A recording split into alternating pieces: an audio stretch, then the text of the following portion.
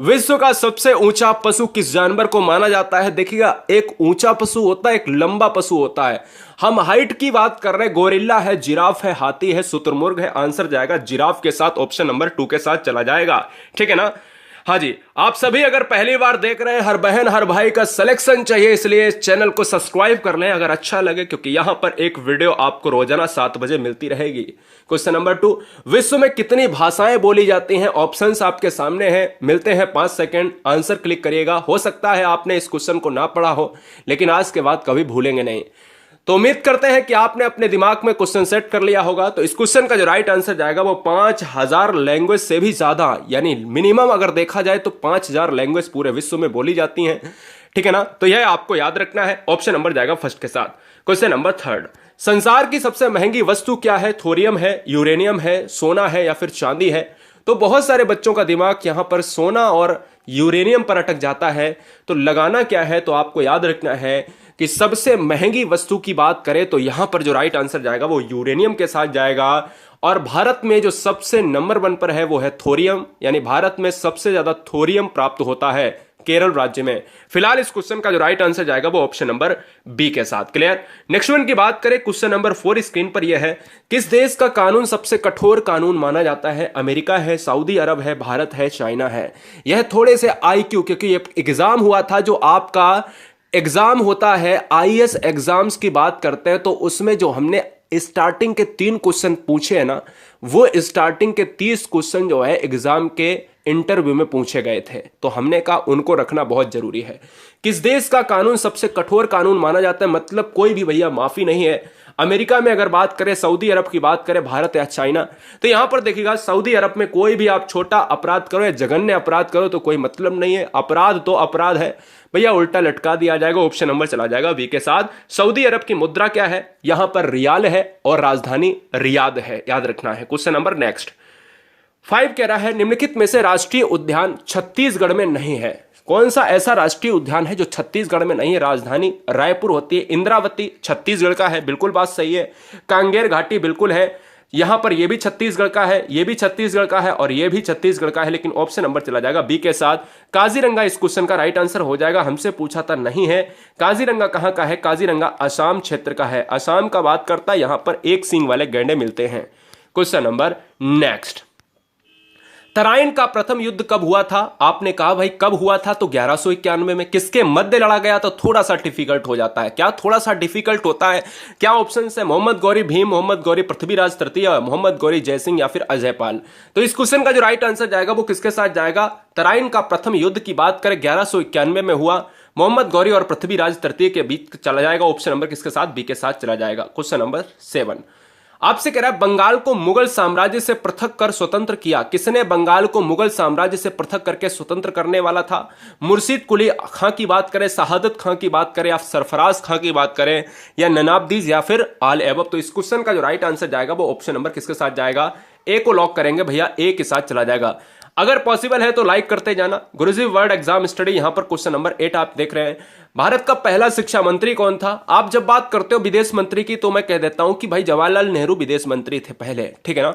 जब हम कहते हैं प्रधानमंत्री तो आप कह देते हो भाई नेहरू साहब प्रधानमंत्री की बात आती है क्या? जब मैं कह देता हूं प्रथम राष्ट्रपति कौन था, राजेंद्र प्रसाद की बात आती है। लेकिन अगर मैं कह देता हूं कि भारत का पहला शिक्षा मंत्री कौन है, तो आधे बच्चे इस क्वेश्चन को गलत करने की कोशिश करते हैं। तो यहां पर जो राइट आंसर जाएगा मौलाना अबुल कलाम आजाद जाएगा, यानी ऑप्शन नंबर ए को लॉक करेंगे। क्वेश्चन नंबर 9, भारत का पहला भारतीय गवर्नर जनरल? देखिए दोस्तों, यहां पर अगर आंसर की बात करें तो 4 ऑप्शंस हैं। आप कंफ्यूज रहते हो कि मैं लॉर्ड माउंटबेटन मारूं या सी राजगोपालाचारी मारूं।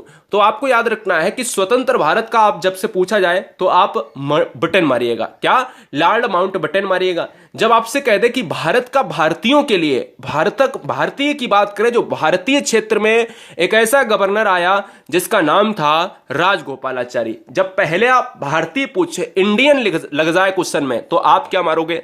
राजगोपालाचारी मारेंगे। क्वेश्चन नंबर नेक्स्ट, किस देश के लोग अधिक परिश्रमी माने जाते हैं? बहुत ही ज्यादा परिश्रम करते हैं, आपको यहां पर प्रेरणा लेनी चाहिए। अमेरिका की बात करें, सऊदी अरब की बात करें, भारत या जापान की बात करें, तो सबसे ज्यादा जो है कठोर कानून है सऊदी अरब का।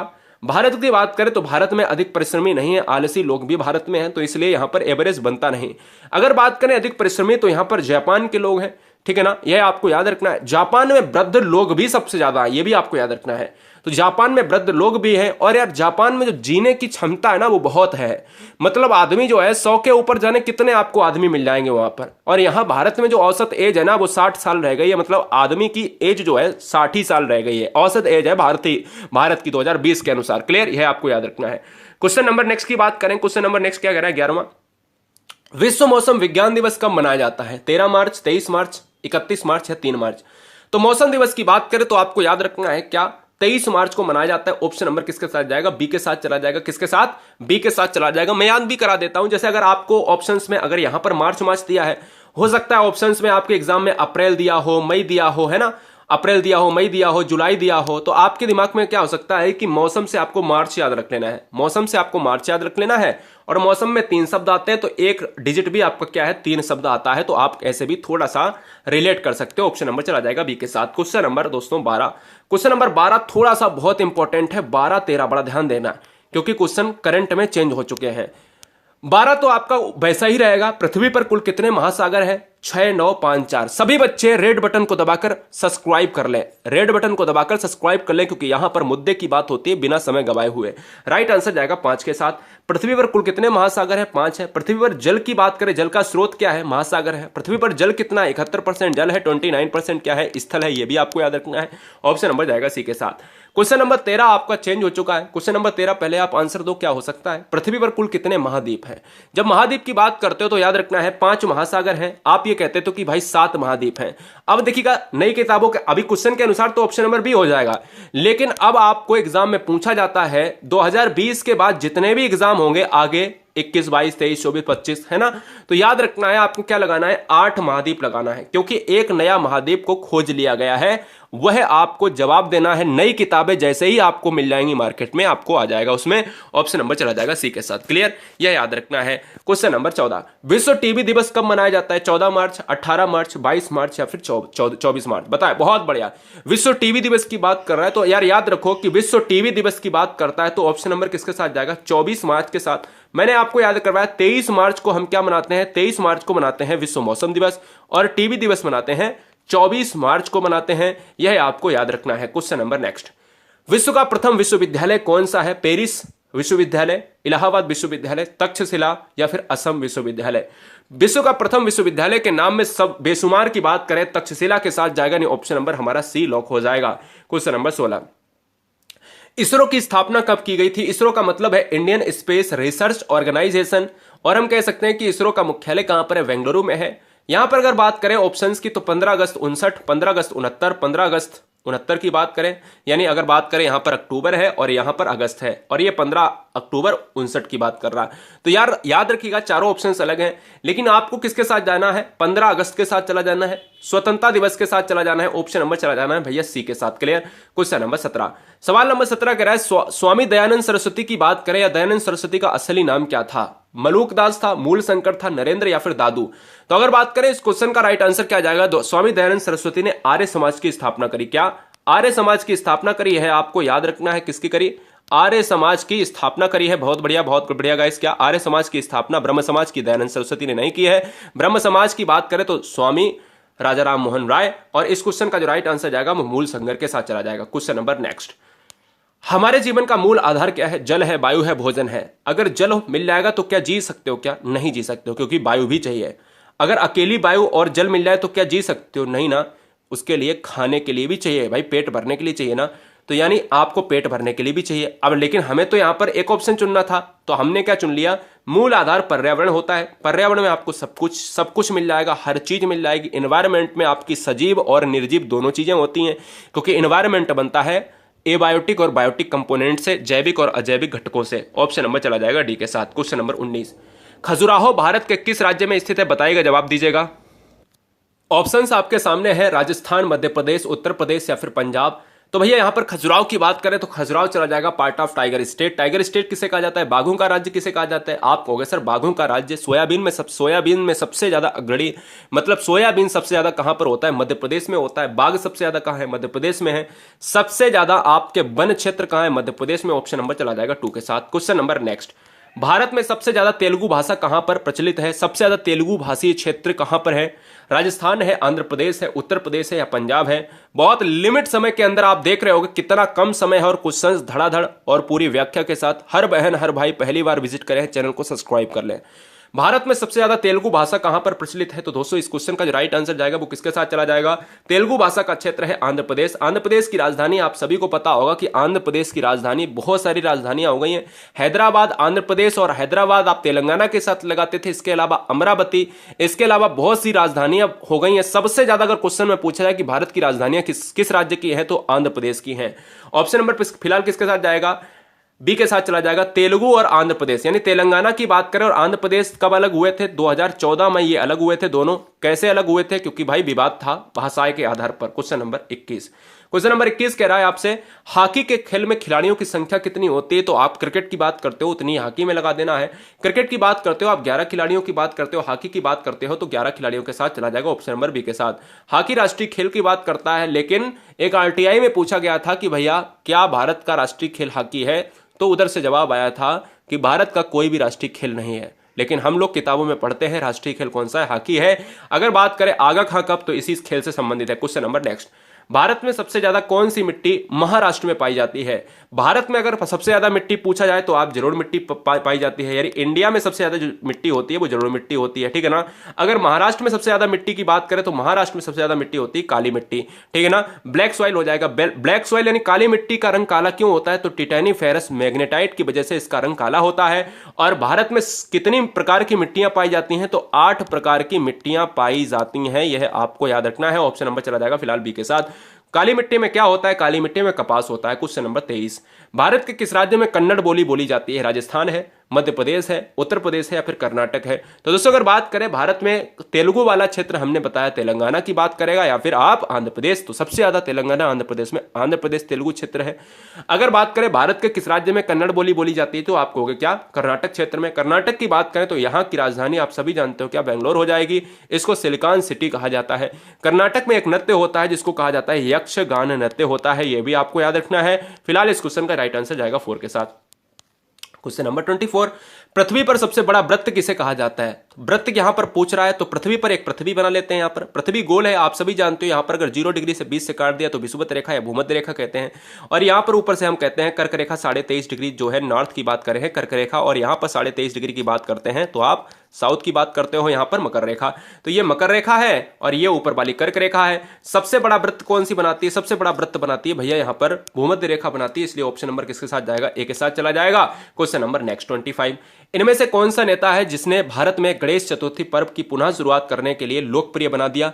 ऐसा कौन सा नेता है निम्नलिखित में से जिसने गणेश चतुर्थी को बंद हो गया था उसको पुनः शुरुआत करने का श्रेय जाता है? भीमराव अंबेडकर साहब, लाला लाजपत राय साहब, बाल गंगाधर तिलक साहब या फिर बिपिन चंद्र पाल साहब? यहां पर राइट आंसर जाएगा ऑप्शन नंबर किसके साथ? यहां पर बच्चे सी ऑप्शन मार रहे हैं तो बाल गंगाधर तिलक के साथ चला जाएगा, ठीक है ना। ऑप्शन नंबर सी हो जाएगा। भीमराव अंबेडकर साहब को कहा जाता है संविधान का जनक, option number C is right answer. Question number next 26, किस शहर की बात करें जिसका नाम बदलकर गुरुग्राम रख दिया गया है? ऑप्शंस है, फर्स्ट आपका गुड़गांव, गंगानगर, गुवाहाटी या फिर गंगटोक। गंगटोक की बात करें तो आप सिक्किम की राजधानी है। गुवाहाटी की बात करें तो असम का क्षेत्र है, ठीक है ना, असम की बात करता है, क्षेत्र है वहां का। अगर गुड़गांव की बात करें तो इस क्वेश्चन का जो राइट आंसर जाएगा वो ऑप्शन नंबर ए को लॉक करेंगे। सभी बच्चे अगर पॉसिबल है तो लाइक करते जाएं, अगर नए हैं, अगर देर हो गई है कोई बात नहीं, शाम के 7 बजे आपको परमानेंट वीडियो मिलती है, सब्सक्राइब कर ले बेहतरीन स्टडी प्लान के लिए। क्वेश्चन नंबर नेक्स्ट 27, किस देश में 5 सूर्य निकलते हैं जो आंखों से देखे जा सकते हैं? ये क्वेश्चन आपके लिए नया होगा, मेरे लिए भी पहली बार नया था, क्योंकि जब क्वेश्चन आईएएस के एग्जाम्स में इंटरव्यू में एक छात्र से पूछा गया तो फिर वो छात्र एग्जाम में पॉसिबल भैया उसका जवाब बिल्कुल ठीक रहा। जब भाई देखा गया, किताबों में खोजा गया तो वाकई में ऐसा देश जहां पर 5 सूर्य निकलते हैं उसका नाम है चाइना, ठीक है ना। तो ऑप्शन नंबर ए के साथ जाएगा। आप कहोगे चाइना में मैंने तो कभी सुना नहीं, तो चीन में आपका एक ऐसा पॉइंट होता है जिसको कहा जाता है सरद। सर्दी में कोहरे के कारण वहां पर आंखों से साफ साफ 5 सूर्य देखे जा सकते हैं, लेकिन भारत में भी कोहरा कटता है, वहां पर ऐसा नहीं होता है। मैं आपको प्रांत भी बता देता हूं, चीन में स्थित सिंग नाइट चू शहर, ऐसे ही नाम होते ही आप जानते हो चाइना में, तो आप खुद गूगल पर जाकर सर्च कर सकते हो, वहां पर तमाम वीडियो भी यूट्यूब पर मिल जाएंगी। चीन में स्थित सिंग नाइट चू शहर में आपको आसानी से 5 सूर्य दिखने को मिल जाएंगे, बहुत आसानी से हर बच्चा यहां पर खोज सकता है। क्वेश्चन नंबर 28, इनमें से किस राज्य की राजधानी तवा नदी की बात करें? एक तवा नदी को तवी नदी भी कहा जाता है।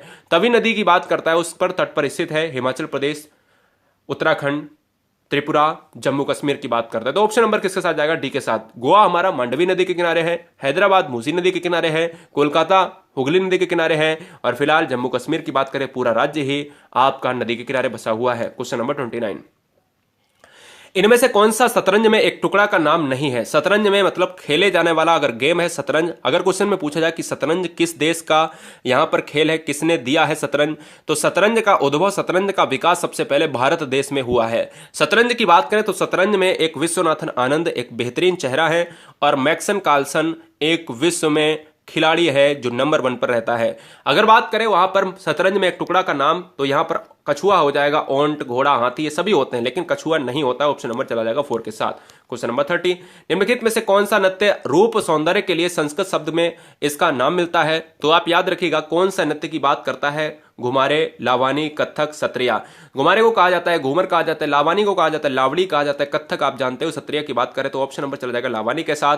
क्या बच्चे यहां पर बताएंगे कि लावानी नृत्य कहां का है? ऑप्शन नंबर बी हो जाएगा इस क्वेश्चन का राइट आंसर। सभी बच्चे बताएं कि कैसा रहा आपका स्कोर, यहां पर कमेंट बॉक्स में हमें यह जरूर बताएं कि आपका स्कोर कैसा रहा। और गुरुजी वर्ल्ड एग्जाम स्टडी पर हर बहन, हर भाई, हर परिवार, हर माता पिता को जय हिंद। ठीक है ना, आप यूं ही मुस्कुराते रहिएगा। आप एग्जाम क्लियर करने के लिए बेताब हैं, वो एग्जाम की आपकी आधारशिला जरूर आएगी, और एग्जाम एक नहीं, एग्जाम हर एग्जाम आपका फूटेगा। लाइक करते जाए, वीडियो अच्छा लगा है तो शेयर करें, और अपने दोस्तों के साथ यहां पर उनसे बोले कि सब्सक्राइब करें। अगर आपने नहीं किया है सब्सक्राइब तो सब्सक्राइब करें।